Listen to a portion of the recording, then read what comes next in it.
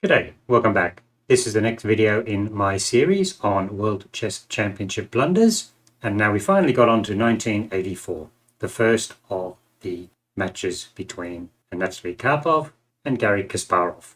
Now, this is one of the matches I started a bit more of a recollection of. I mean, earlier matches between, for instance, Karpov and Korchnoi, a Russian against a Russian defector, hadn't had a lot of publicity or interest, I guess. But this one, Kasparov, sort of from the periphery of the Soviet Union, the young, exciting, attacking upstart versus Karpov, created quite a bit more interest. So, and people sort of viewed this might be the start of a new era. I mean, Karpov had been outstanding over the last 10 years, just been world champion and been winning everything. So this was sort of made this match a bit more interesting. Of course, the match itself was kind of dramatic in its own way. So let's quickly just turn across to the Wikipedia page. To start off, so the normal process here, that you've got the interzonals, Ribli, Smyslov, Kasparov, Belyavsky, Portition, Torre. A few people missed out, Spassky, for instance, and Tal was reserve. And they all qualified for the candidates along with Korchnoi and Hübner from last time around. Now, Robert Hübner, gosh, he had a lot of bad luck here. This is ridiculous. Tied 5-5, couldn't break the tie, and the spin of a roulette wheel, and Smyslov won. I mean, what's the chances of that? I think they. I mean, even Armageddon is a better system than that. And then there was political problems with the match between Korchnoi and Kasparov. Finally got done, and Kasparov won fairly comfortably to then challenge Karpov. Now, the thing which I'm not going to go too much detail of, just get it out of the way. You can see the match score there. This was the famous one.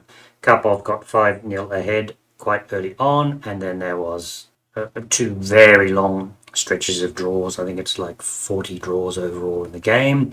So it was 5-0, and then it got back to 5-3 with Kasparov winning the last two games, and it was called off by Campomanes.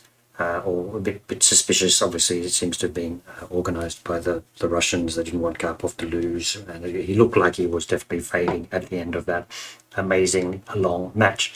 So it was kind of called off, and then there would be a second match starting at 0-0.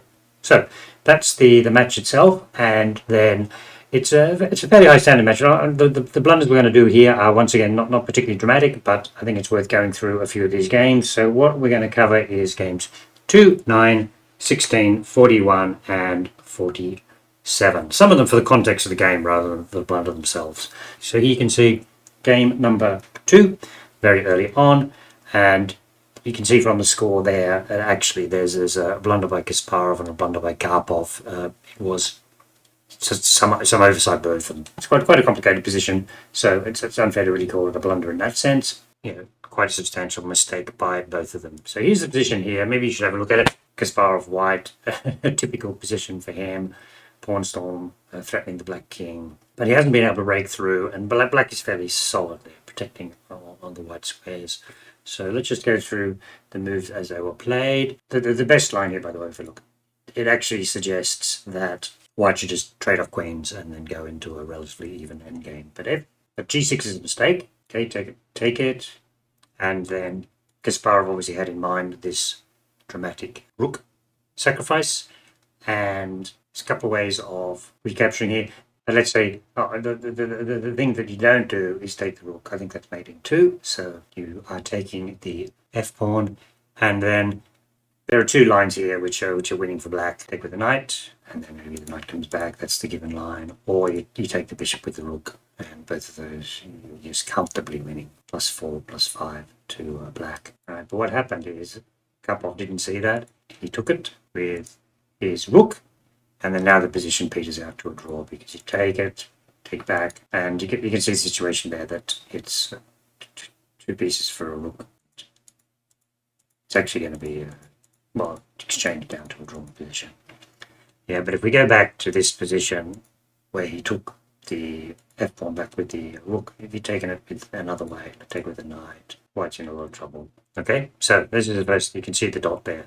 Kasparov made a mistake. He obviously thought g6 was just breaking through and winning, or at least drawing, and then Karpov, you can see he missed the chance to get a win. Now, given the match got to 5-0, actually missing this chance, the the start had some relevance. Okay, so let's go to game 9, which is a really interesting one. It's a game which is quite famous. Just let me load it up. Give me 1 second. Okay, so this is the position I want to look at it. Everyone will kind of know this position where Karpov makes an amazing pawn sack. Kasparov takes the H pawn, and Karpov doesn't take it back. And the whole point about that is he now has an access point for his king, which he wouldn't have had if he'd taken back with the pawn. We move on to there's some inaccuracies here as Karpov encircles black. But what I wanted to go to is, actually, I think this has been covered in one of Kasparov's books. This position here, it's moved on a bit later. White has a 2-pawn advantage, but at this stage, it's still not clearly winning. And in fact, what you can look at this position is black to move, and his bishop is in kind of difficult position. You can see there's a lot of mined squares. Let's just mark them out. Can't go there, can't go there. Got to move from there. Can't go there because they're taken by the knight. Sorry, the arrows have gone funny today. I'll have to fix them. And then your king will go here, and you'll force back king back, and you will win. Okay, let's do better. Can't go there, get taken. And if you go here, there's a threatened knight fork, which, if you look at it, the bishop will have to move again. We'll do check. The black king can't come back, and the d pawn will march. So we've left 2 squares there. Now, bishop b7 is a blunder, and we'll go through that. And bishop h1 is actually should be able to hold. The line they give bishop h1 is just block there, and then knight c8 seems to be the move, and then you're actually able to get your king back in front. D pawn, and the argument is you may be able to hold that position. Okay, so let's go back to this position, and he actually played bishop to b7. Right, let's see what's wrong with that move. So now knight comes the other way. Once again, it's threatening a knight fork, so black has to do something about that. Move bishop again. Basically, he's lost a tempo there, so now you do the knight check anyway. And now it's lost. You can go forward, you can go back. Kasparov went forward. Take another pawn, hold. It just takes the pawn, also holds that pawn, briefly anyway.